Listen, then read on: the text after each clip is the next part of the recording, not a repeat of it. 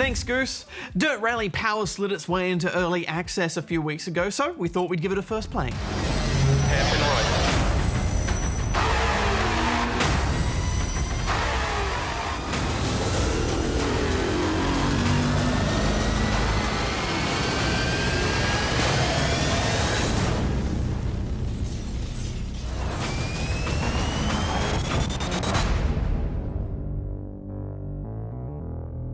Over the years, the Dirt series has drifted more and more into the land of gymkhana and extreme sports wankery, but this is a very welcome return to the pure roots of rally. I think pure is the right word for this. There's none of that career advisor nonsense where the guy's like, sick corner last race, nice one. And this is no frills rally racing. There's no rewinds, there's no driving lines, just drive.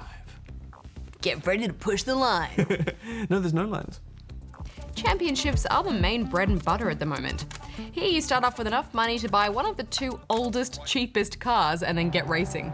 Each championship is broken into 3 events, and each of those has individual races or stages. The times you post in each stage add up to determine your overall position in the event. Then you're given points based on where you are placed in that event to determine your overall standing at the end of a championship. Simple-ish. Yeah, and I like that because it averages your performance out, so it becomes more about consistent driving. I will say consistent driving is not my strong point though. Left 3 long, 60. Especially with no rewind or racing line to help out, not to mention you're pretty much always right next to a cliff. Yeah, it's tough. You really have to pay attention to your navigator's calls, but he just shoots so much information at you sometimes, it's hard to keep track. And on the track. And all it takes is for you to miss hearing that hairpin warning and it's back to the starting line for you. 4.5 long, bad camber, 60. Races tend to go for about 5 minutes too, which might not sound like that long, but when you're racing on the edge of a cliff, it seems like an eternity. Oh, absolutely. It's stressful. And if you screw up right at the end and have to restart the whole race, it's devastating. But it really makes you own your mistakes. You might launch into the air and roll the car, but if you manage to get back on track, you just got to keep gunning it.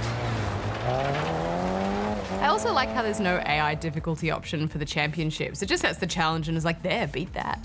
But at least you can set your own difficulty based on what assists you turn on or off. And you get a sweet rewards bonus when you make it harder for yourself. Outside of the championships, you can also set up quick custom races or tackle online events which offer up daily, weekly and monthly challenges. There's also the option to join an online league and create your own online championships with your mates. And all of these add the extra pressure of only giving you one shot to post a time on each stage. There are no restarts. Yeah, everything is about placing a time on those leaderboards, so you'll never race against other cars, at least not yet. I really hope they do add some staggered racing though, or standard races, otherwise this is going to be a very niche experience. Yeah, like we said, that this is still in early access, there's a lot of stuff that isn't there yet. There isn't really any weather, although some tracks are wet or covered in snow, and right now there's a pretty limited selection of cars and tracks to choose from. Yes, but the back to basics approach is definitely the right way to go for this series, I think. It looks great, it plays great, and it's already one of the best rally games out there.